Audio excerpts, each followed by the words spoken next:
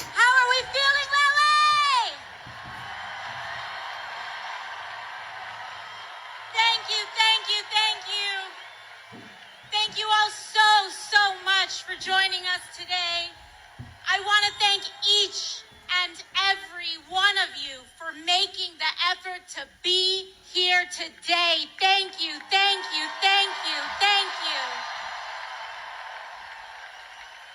And quickly, I'd love to also thank some of our excellent members of Congress who have joined us here today. We've got Judy Chu, Nanette Barragan, Gil Cisneros, Jimmy Gomez, Sydney Kamlager-Dove, Luz Rivas. Of course, you also heard from Pramila Jayapal and Ro Khanna earlier today. Thank you all so much. My name is Alexandria, and some of you may know me as AOC. And from the bottom of my heart, thank you for welcoming me to Los Angeles.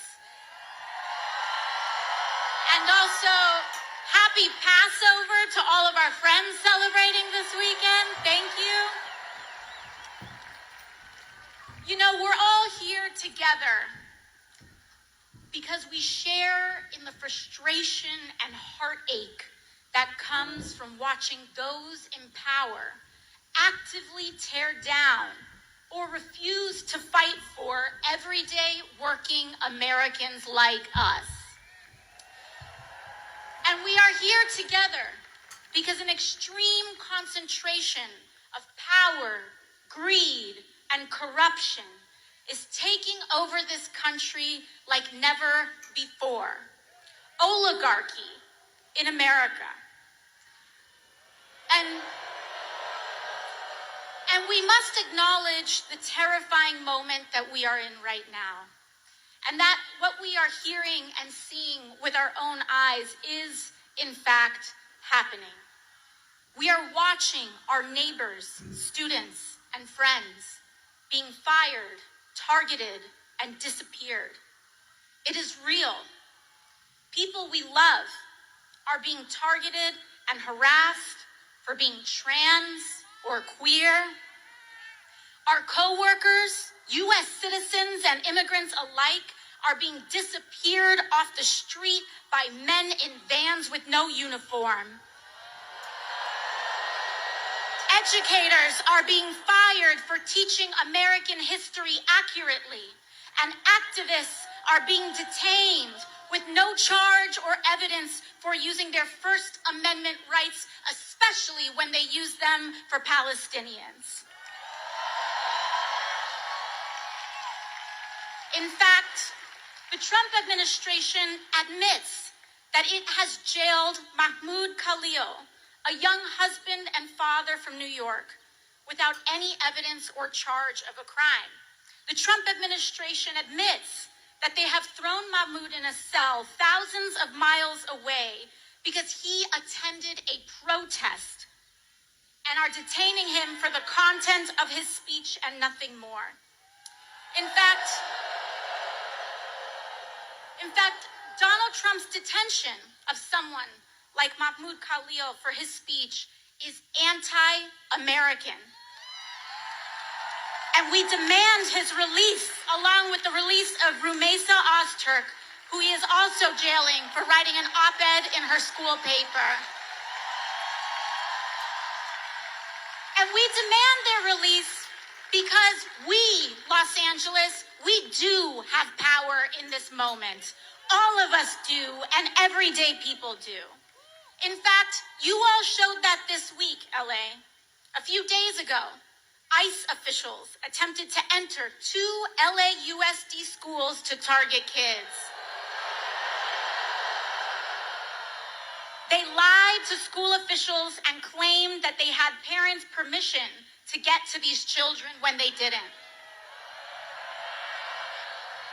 But it wasn't just a lawyer or a judge that said no.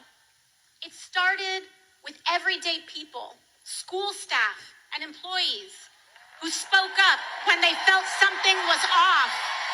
And it was the teachers and principals that stood strong and said no to protect their kids when it could have been easier to say yes out of fear. You defended them, LA, because it will never be just institutions and officials alone that uphold our democracy.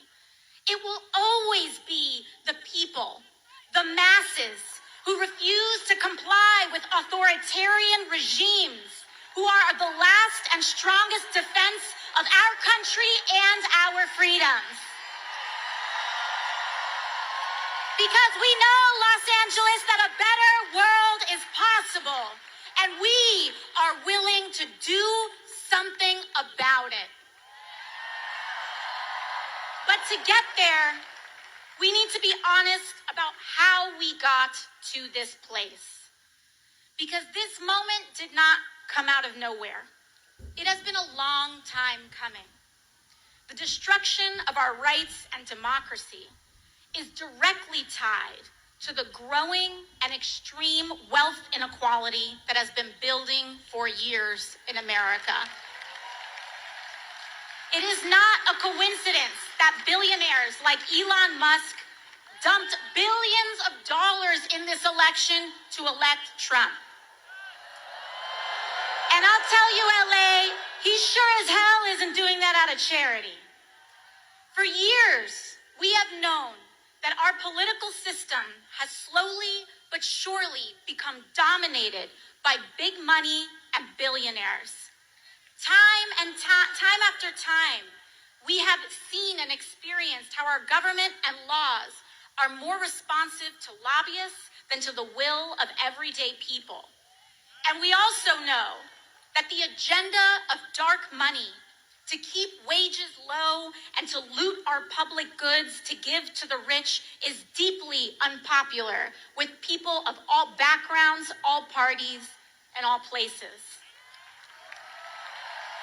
Just look at what Republicans have been quietly doing in Congress.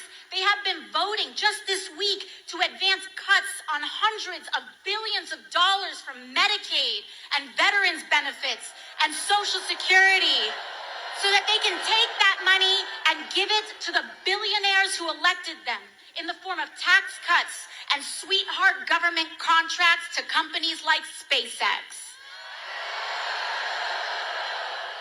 And you know who voted for that from California, by the way? David Valadao of California's 22nd, Young Kim of California's 40th, and Ken Calvert of California's 41st. They know that that's not what you want. They know that it is deeply unpopular. They know that it hurts you, but they are not here to serve us. They are here to serve themselves and the billionaires who have paid them, oligarchy. And they know that the only chance they have to get away with such an unpopular agenda, to get away with stealing in plain view, is to stoke deep divisions among us along lines of race, identity, and culture, to keep us fighting and distracted.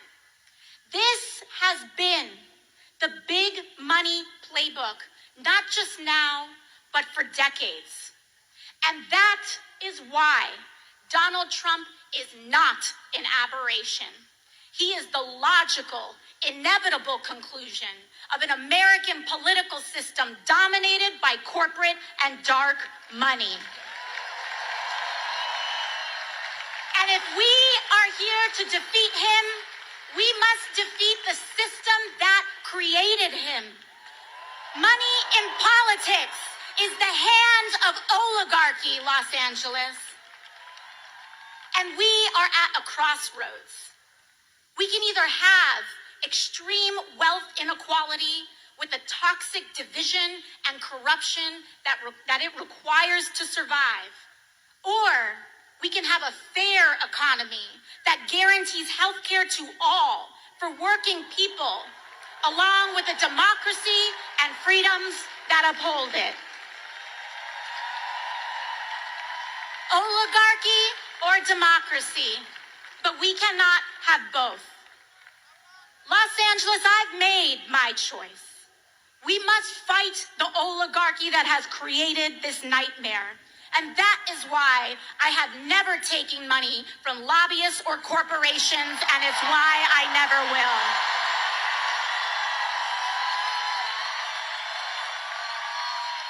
You know, when I first got to Congress, I was genuinely shocked by how this place worked.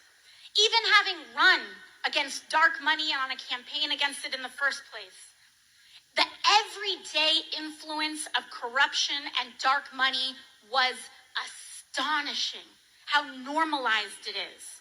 In fact, Congress and members of Congress have somehow conditioned itself to actually believe that it is normal for elected representatives who swear an oath to the American people to day trade individual stocks that make millions with the sensitive information that we are entrusted with for the purpose of governing.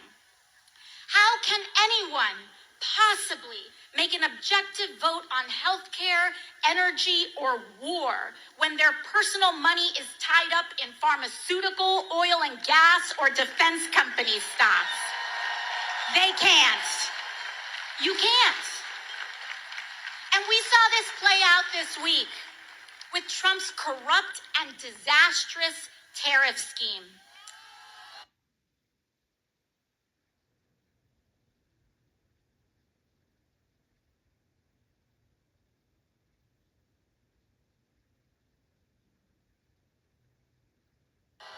Hope that we all see now that the White House's tariff shuffle here didn't have anything to do with manufacturing like they claimed. It was about manipulating the markets. It was about hurting retirees and everyday people in the sell-off so Trump could quietly enrich his friends who he nudged to buy the dip before reversing it all in the morning. Donald Trump is a criminal. A criminal found guilty of 34 felony counts of fraud. Of course, he is lying and manipulating the stock market too. He is at his best making himself, the billionaires who back him, and the members of Congress who trade with him rich. Not you, not me, not the people. And to be clear, I don't care what party you are, Democrat or Republican. I don't care what position one holds.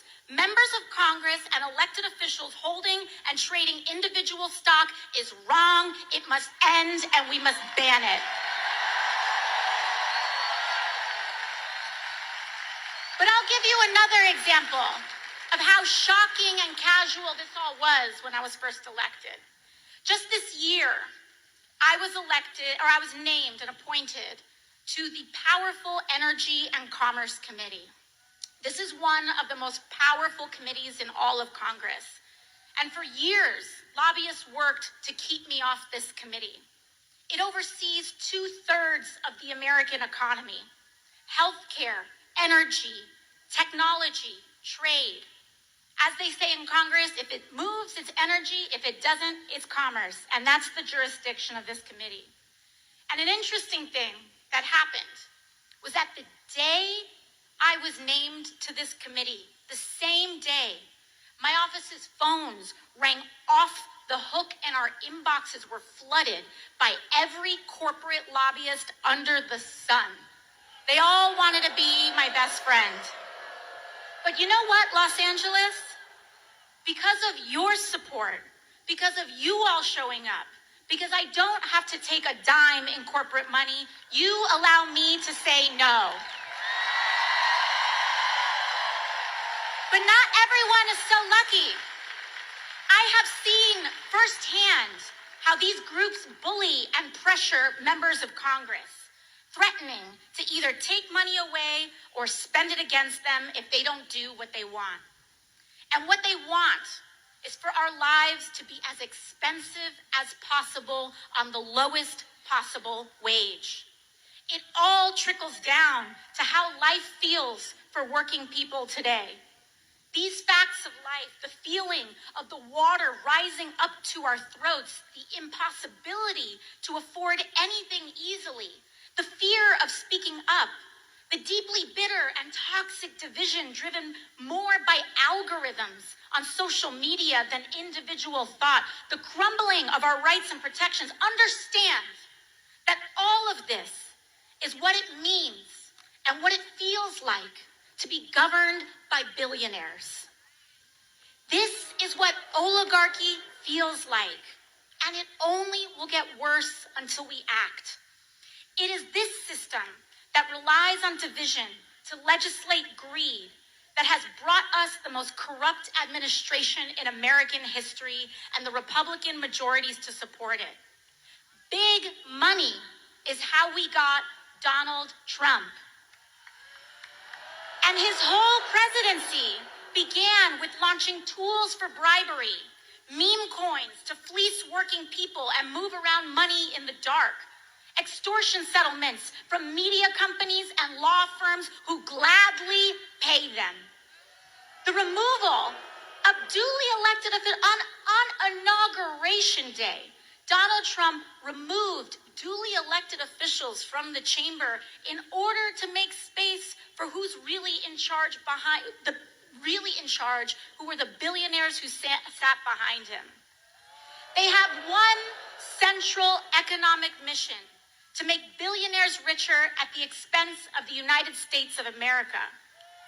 And it does not surprise us that their first economic mission has been to target Medicaid, Medicare, and Social Security, to fire our federal workers, and fleece and abandon our veterans so that they can hand that money off to the billionaires who are backing them. But this isn't just about the Republican attacks on working people, LA.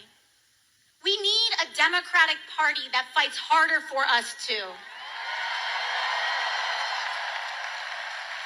And that means our communities, all of us coming together, choosing and voting for Democrats and elected officials who know how to stand for the working class. And LA, I want to thank you for working very hard and doing your best to try to make that happen. In fact, last month, when other Democrats caved, your senators, Alex Padilla and Adam Schiff, stood strong against the DC pressure and voted against the Republican spending bill to cut billions for working people. In fact, all of your Democratic members of Congress and all of your members here today voted against that bill too. Defend them, LA, and don't stop there. I want you to look at every level of office around and support Democrats who actually fight, because those are the ones who can actually defeat Republicans. So folks, you know what that means. We have to start working now to give David Valadao, Young Kim, and Ken Calvert the boot and replace them with a brawling Democrat who will stand for the working people of California. But beyond elections, LA, our task is to build community. Block associations, volunteer groups, church organizations, PTAs, activist organizations, because community is the most powerful building block we have to defeat authoritarianism and root out corruption. This is the path to guaranteeing health care to every American, to establish a living minimum wage, to take on skyrocketing rents and mortgages, to tackle the climate crisis, and establish a country where the American dream is actually possible for all of us. I come from a working class family. My mom cleaned houses, my dad worked to start a small business, and they worked so hard just to make life possible a little bit better for my brother and I. And when I was a teenager, my dad was diagnosed with cancer. He passed away before I was even 20 years old. And the rug was pulled out from us, all in the middle of the 2008 recession. So many of us live like this. One accident, one bad day, one piece of bad news away from our lives falling apart. We don't have to live like this anymore, Los Angeles. We can stand with one another and stand for ourselves. And we might come from different places, but we share the same experiences. So to all who came here today unsure of whether this is where you belong, I want to say that you do. No matter if you have all the right words to say, no matter your race, religion, gender identity, or status, no matter if you disagree with me on some things, but if you are willing to fight for someone that you don't know, you are welcome here. If you are willing to fight for working people regardless of who they are, how they identify, you are welcome here. Because here, everyone is valued. But we have to stand together. We cannot be tempted to turn in our neighbors or be fooled into thinking that we are really that much different from a trans kid who wants to get accepted by their friends. That we're that different from a dreamer who worked to go to college and try to provide for their family. That we're that different from anyone who's not like us. Hate is a trap that sinks us all. And it is standing together without exception to reject division. That is the only way we can win. It's the only way we can win.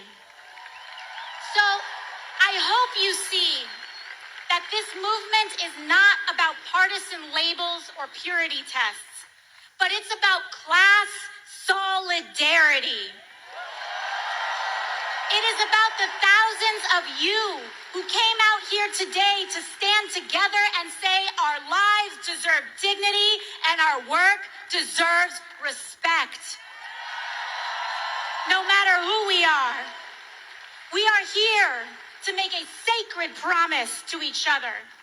And our goal today is to commit to building the kind of country we all deserve. And we will make that promise. To take care of each other on our worst days, and to share in the successes of our best. Thank you so much, Los Angeles. And it is my honor here today to introduce someone who has dedicated his life to bringing us together. So let's get loud and let's be grateful, because Senator Bernie Sanders is in the building. Come on down, Bernie. Power to the people. Power to the people. Power to the people. Power to the people, right on. Power to the people. Power to the people. Power to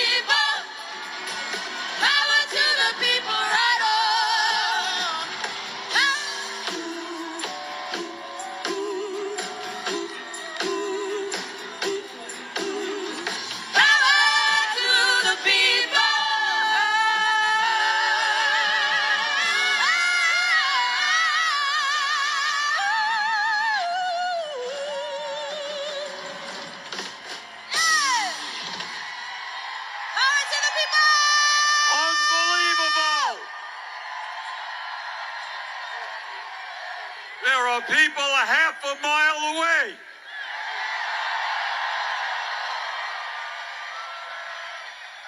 Let me... Nope. It's not Bernie, it is you. Let me thank our brothers and sisters in the trade union movement for being here. Let me thank Unite Here, Liuna Local 724, ILWU, the Longshoremen, CNA nurses, NNN nurses, NUHW Kaiser nurses, UTLA, UAW, California Labor Federation, AFL-CIO.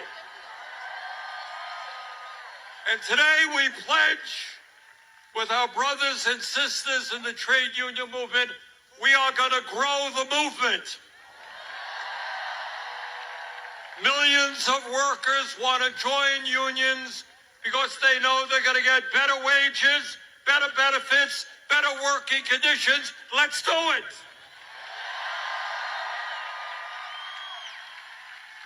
And I want to thank the musicians who have been with us today. So great. Ray's Gospel Choir, thank you. The Red Pears, Jeff Rosenstock, Indigo D'Souza, Dirty Projectors, Joan Baez, Maggie Rogers, Neil Young.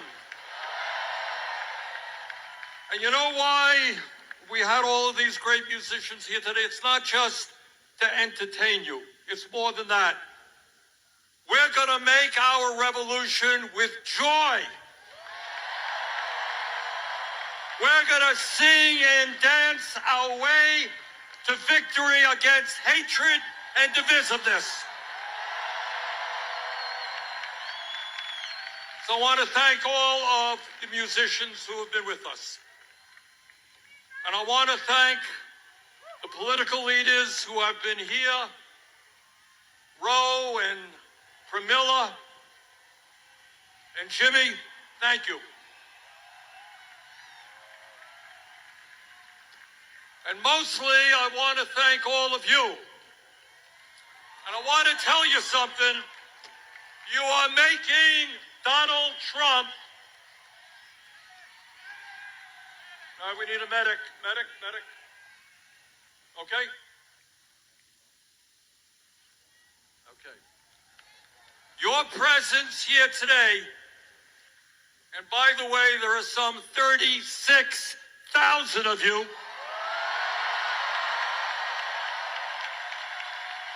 The largest rally that we have ever had.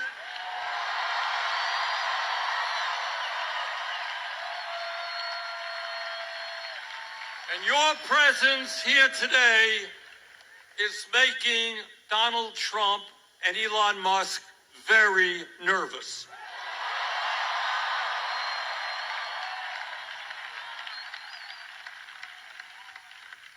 Last time we did a rally in Denver, a little bit smaller than this.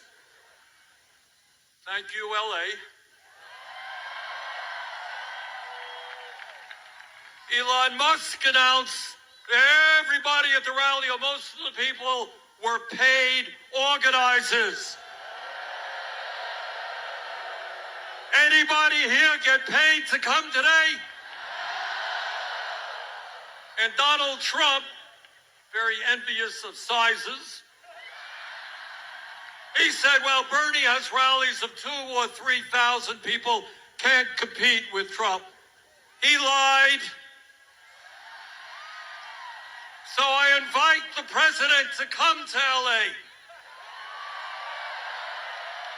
Tell the people here why you think it's a great idea to cut Medicaid and nutrition and health care so you can give tax breaks to billionaires. The people of LA would love to hear that.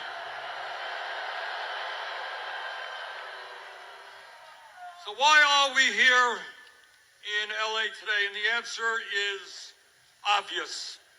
We are living in a moment of extraordinary danger. And how we respond to this moment will not only impact our lives, but will impact the lives of our kids and future generations. And in terms of the climate, it will depend, we can depend on whether or not the planet Earth survives. That's why we're here today. We're living at a moment where a handful of billionaires control the economic and political life of our country. We're living at a moment with a president who has no understanding or respect for the Constitution of the United States. And let us make no doubt about it, moving us rapidly toward an authoritarian form of society. And Mr. Trump, we ain't going there. We are living in a moment where the Republican Party has, to a large degree, become a cult of the individual, obeying Trump's every wish. And at a time of massive income and wealth inequality, right now as we speak, they are plotting about how they can give $1.1 trillion in tax breaks to the 1% and devastate programs that working families need. You know, it's funny, just yesterday, our good friend Elon Musk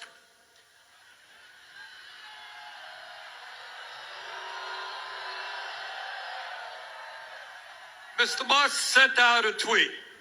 And in essence, he said, you know, Bernie Sanders has been talking about the growth of oligarchy year after year after year. Well, Elon, you're damn right. That's what I've been talking about.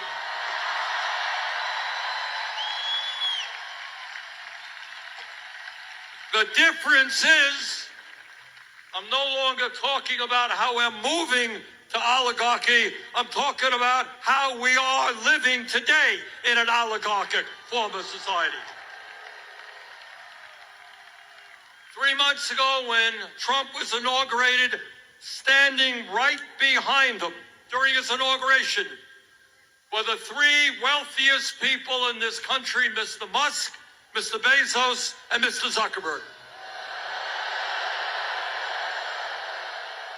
And right behind them were 13 other billionaires who Trump had nominated to head up major federal agencies. And that, brothers and sisters, is what oligarchy is all about. You know, lately, given what's happening in America, I've been remembering the history lessons that I learned when I was in the 6th grade. And I remember, and I think many of you will recall, when you think about your education, you'll remember hearing about Abraham Lincoln on the fields of Gettysburg in 1863. And that was just a few days after 20,000 Union soldiers had either died or been wounded fighting against the nightmare of slavery. And Lincoln looked out on that field, and this is what he said, and you will all remember it. He said, quote, we here highly resolve that these dead shall not have died in vain, that this nation under God shall have a new birth of freedom, and that government of the people, by the people, for the people, shall not perish from the earth.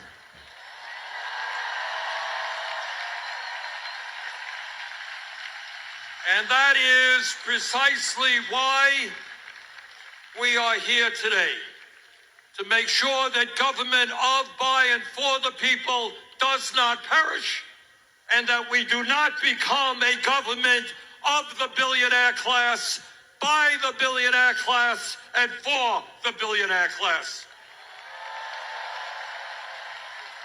The American people do not want the richest guy on earth running all over Washington, D.C., decimating the Social Security Administration, making it harder.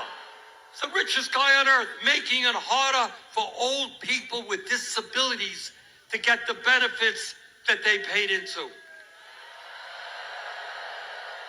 Proposing to lay off 83,000 workers at the Veterans Administration.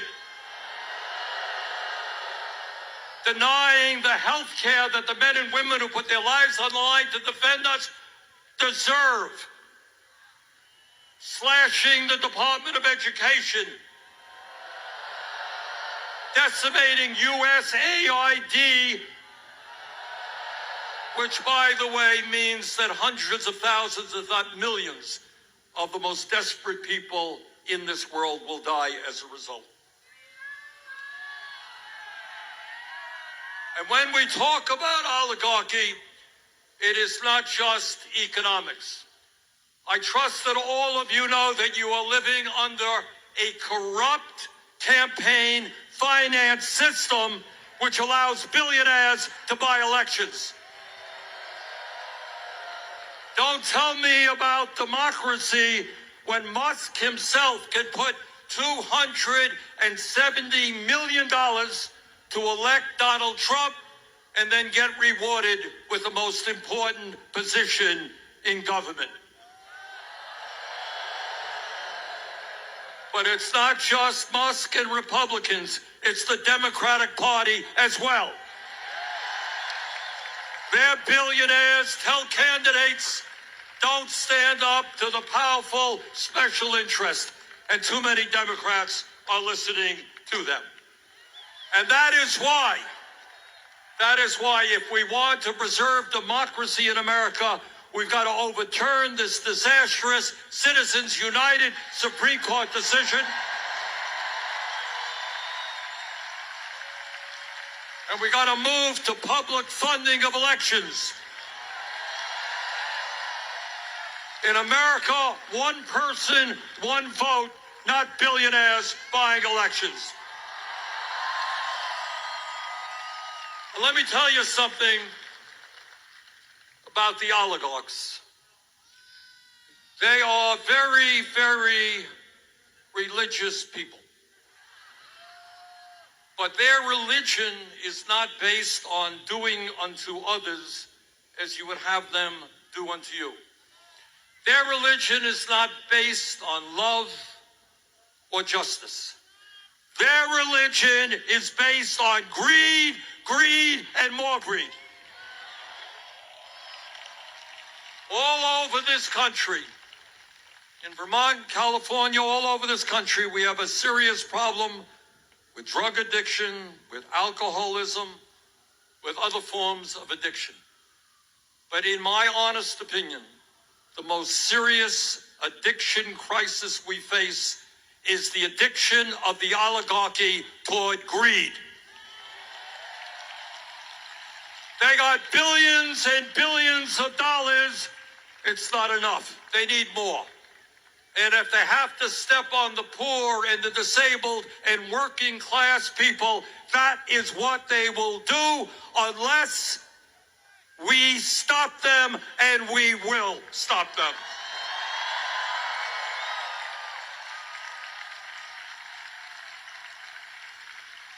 But it's not just oligarchy we are fighting. We're fighting, okay, EMT.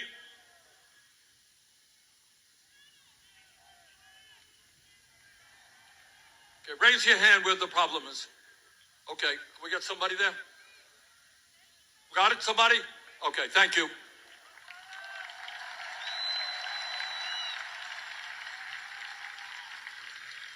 But it's not just oligarchy we are fighting. We're fighting a president who undermines our Constitution every day and threatens our freedom of speech and assembly, and whose agents are rounding up innocent people off the streets, putting them in unmarked vans and throwing them in detention centers. That is what happens in dictatorships, not democracies. And we're going to stop that outrageous action on the part of the president. You know, our founding fathers of this country were no dummies. They wrote a constitution and established a form of government with a separation of powers. Remember what reading all about that? You got a legislative body, Congress. You got an executive branch, president. You got a judiciary, the federal courts. And they wrote that document because they had just fought a brutal war against the autocratic King of England. And what they understood as they were forming this new country, that they never wanted to see a nation where one person had unlimited power. Well, Trump wants that power. We are not giving it to him.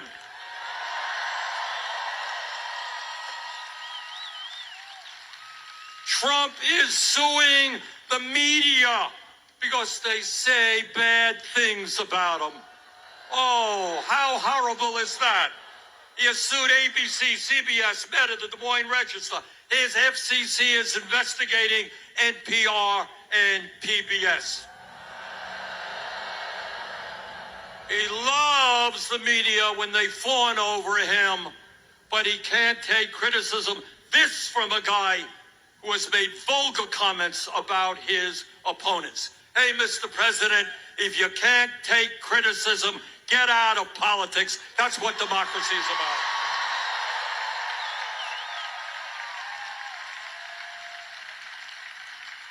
Trump is going after the powers of Congress.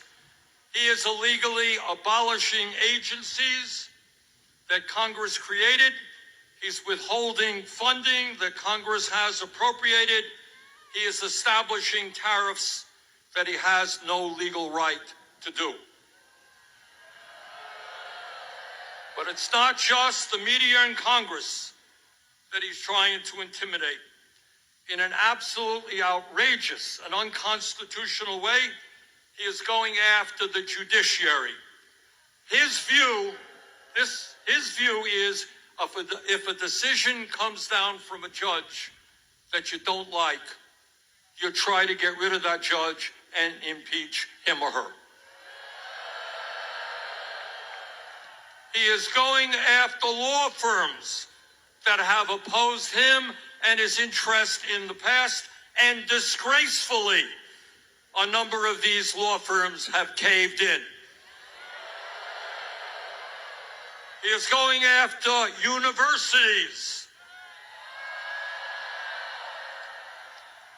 You know, the function of a university, school of higher education, is to pursue the truth, not to cave in to an authoritarian president to protect the federal grants they get.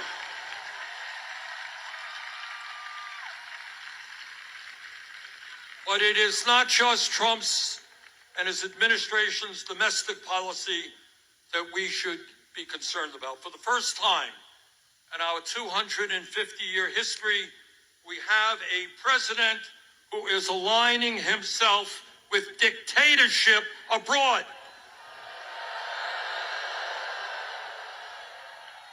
No, Mr. Trump, Ukraine did not start that war. Putin and Russia did.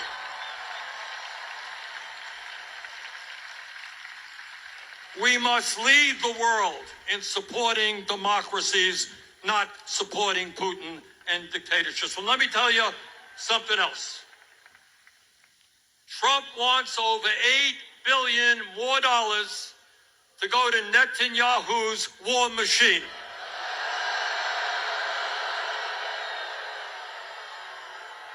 Israel has a right to defend itself against terrorism, but it does not have a right to go to war against the entire Palestinian people.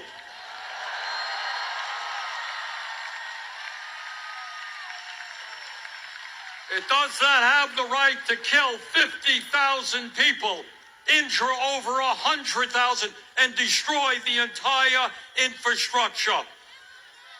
And as bad as that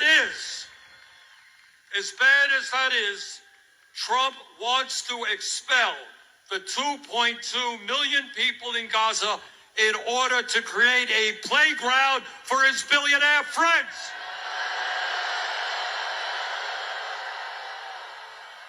That is beyond insane, and we will never, never let that happen.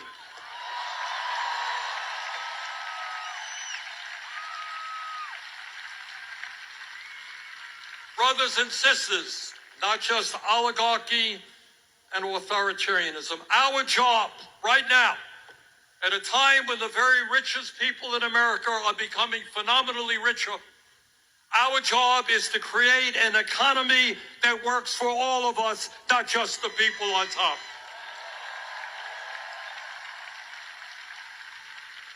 All right, I'm going to do something radical here. You ready? I'm going to tell the truth. I'm going to talk about what's really going on in America today, and that is we are living with two Americas.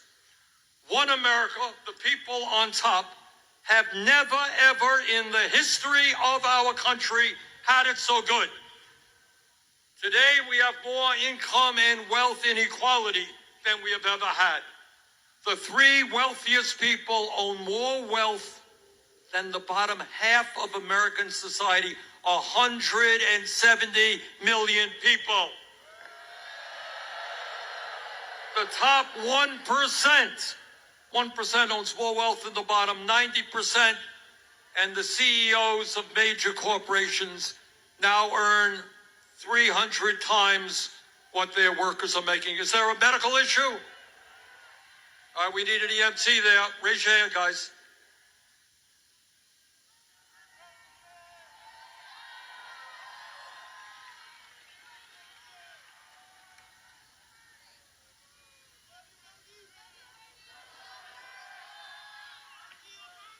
But it's not just income and wealth inequality. We have more concentration of ownership today than we have ever had. We have a handful of corporations owning sector and sector of our economy. So that is one America. People on top doing phenomenally well. Let me tell you about the other America that you know very, very well. And that is that 60% of our people are living paycheck to paycheck. Anybody here living paycheck to paycheck? All right, I grew up, like Donald Trump, I grew up in a family that lived paycheck to paycheck, so I know a little bit about that. And the result of living paycheck to paycheck is such, if you can believe it, that working class people in America die 7 years earlier than the rich. All right, going to ask you a question. Why is that? All right, you got it. The answer is stress. If you got to worry every single day how you're going to feed your kids, how you're going to pay the rent, how you're going to make sure that your car doesn't break down so you can get to work, how you're going to afford to provide for your kid when your kid gets sick and needs to go to a doctor, how you have to work when your schedule is changed every day and you have a boss who doesn't care about you. When you live under those conditions day after day, year after year, it eats away at your body, it eats away in your mind. We need to create an economy where all of our people can live out their life expectancy in the way that they should.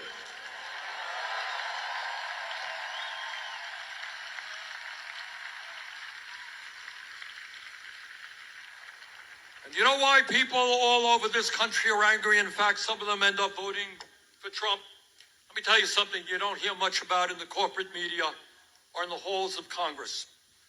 Today, if you can believe it, despite a huge increase in worker productivity, real inflation accounted for wages are lower today than they were 52 years ago. So workers are producing more and more, but all of what they produce, all of the benefits are going to the top 1%. And during that same period, we have seen a $75 trillion transfer of wealth from the bottom 90% to the top 1%. Today in America, half of older workers have nothing in the bank as they face retirement. And 22% of our seniors are living on $15,000 a year or less. And 800,000 Americans are sleeping out on the streets. Today, as I look at this great crowd, I remember another rally that I attended. I wasn't up here, I was way, way back. And that was in 1963. I was in Washington for Dr. Martin Luther King Jr.'s great I Have a Dream speech.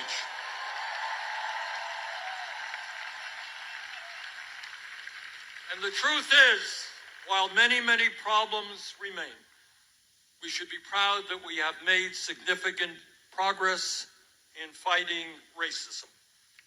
And I can remember several decades ago that in the United States Senate, there were all of 2 women, virtually no women governors, no, very few women in the House. Hundreds of women died every year because they could not access legal abortions.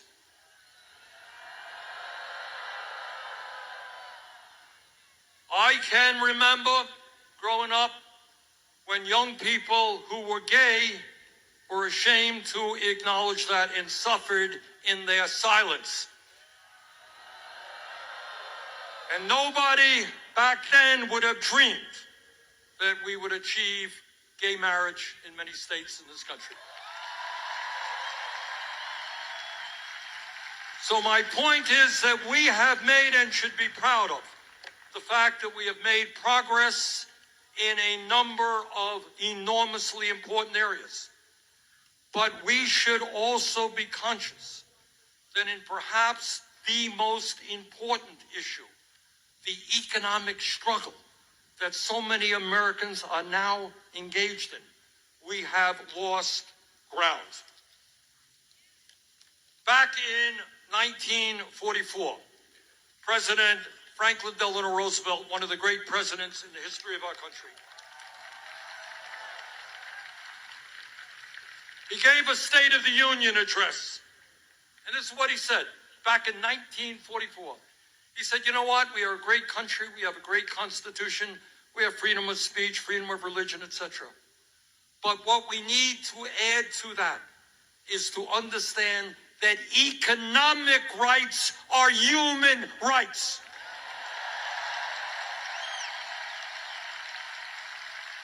That if you can't afford to go to a doctor, doesn't really matter about voting. If you can't afford to feed your kids, freedom of assembly doesn't matter that much. He said economic rights are human rights. So today, in the year 2025, we have got to pick up that banner. Economic rights are human rights. Every single person is entitled to that.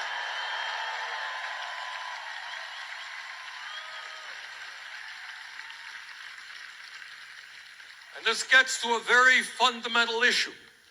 Musk and his friends see you as nothing more than workers to be disposed of. They got rid of tens of thousands of federal workers.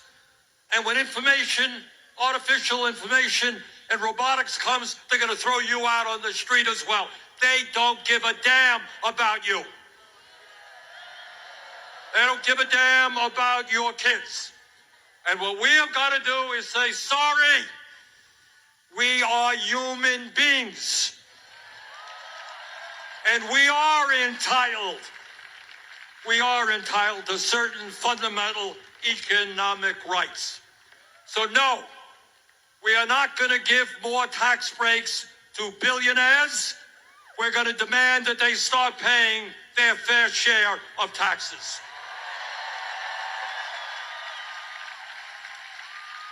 No, we're not going to keep a federal minimum wage of $7.25 an hour. We're going to raise that wage to a living wage. No worker in America should live in poverty. End of discussion.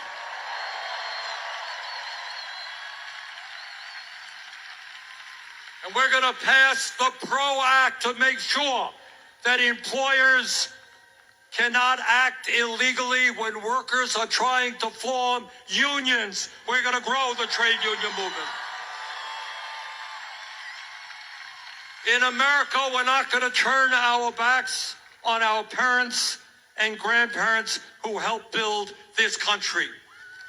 We're not going to cut Social Security. We're going to expand Social Security benefits. And by the way, we're going to reestablish defined benefit pensions for workers in this America. Instead of making massive cuts to Medicaid, we must do what every other major country on earth does. It ain't radical. Health care is a human right. We're going to guarantee health care to all. Through a Medicare for all single-payer system. The function of health care is not to make the insurance companies and the drug companies rich. And we're going to stop paying 10 times more for some prescription drugs than the people of other countries. We can lower prescription drugs by 50%. Here in LA, in Burlington, Vermont, and all across this country, we have a major housing crisis. Am I right? And it's not just homelessness. It's people paying 40, 50, 60% of their limited incomes in housing. Instead of spending $1 trillion a year on the military, let's build 5 million units of low-income and affordable housing.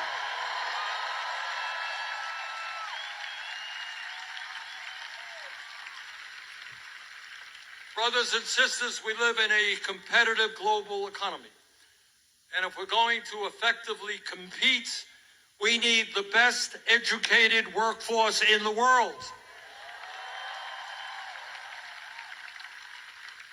It is nothing less than insane and counterproductive that we have young people leaving higher education $50,000, $80,000 in debt. We need more doctors. You know what doctors are leaving medical school with? $500,000 in debt. Nurses are leaving $100,000 in debt. Education is a human right from child care through college. We need sheet metal workers. We need carpenters. We need construction workers. We need apprenticeship programs.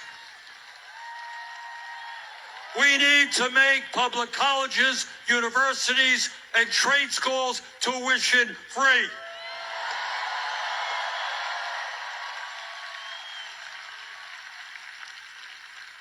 Donald Trump thinks that climate change is a quote-unquote hoax originating in China. This state, California, has gone through enough pain to know that climate change is not a hoax. It is an existential threat to this state, to Vermont, to the whole country, and the whole world. Instead of appeasing the fossil fuel industry who are lying and destroying our planet, we're going to transform our energy system and lead the world into sustainable energy and energy efficiency.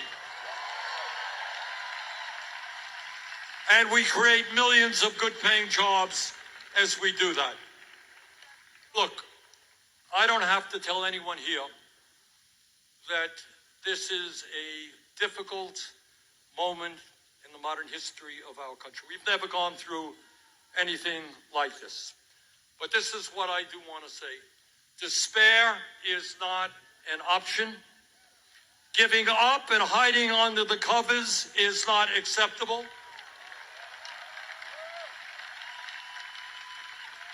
The stakes are just too high. And let me tell you, when Donald Trump looks out at this crowd and they pay attention to this stuff, and Elon Musk does, you are scaring the hell out of them.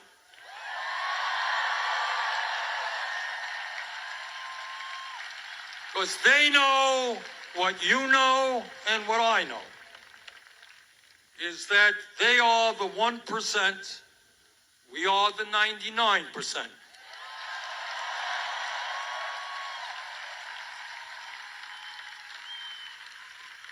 Back in 1857, when abolitionists were working day and night to end the nightmare of slavery, this is what Frederick Douglass, you all remember Frederick Douglass? Very great abolitionist. Listen closely to what he said, because it is as relevant today as it was back then in the fight against slavery. This is what he said, quote, "Power concedes nothing without a demand. It never did, and it never will. Find out just what any people will quietly submit to, and you have found out the exact measure of injustice and wrong which will be imposed upon them. And these will continue till they are resisted with either words or blows or with both. The limits of tyrants are prescribed by the endurance of those whom they oppress."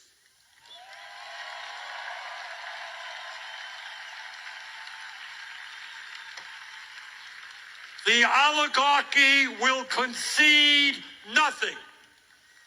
They have the wealth, they have the power, they own Congress, they own the White House, they own much of the media, but they don't own us.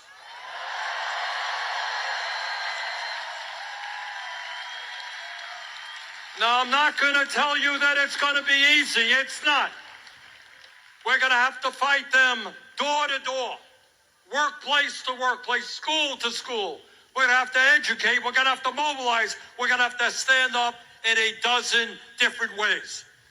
But from the bottom of my heart, and I've been to every state of this country, I don't care whether you're Republican, Democrat, or independent, the people of this country do not want oligarchy.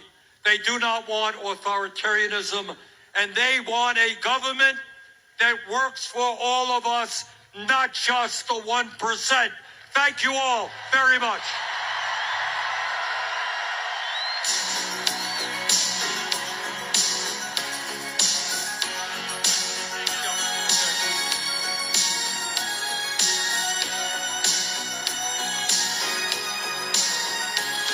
Looking in your eyes, I see a paradise. This world that I found is too good to be true. Standing here beside you, won't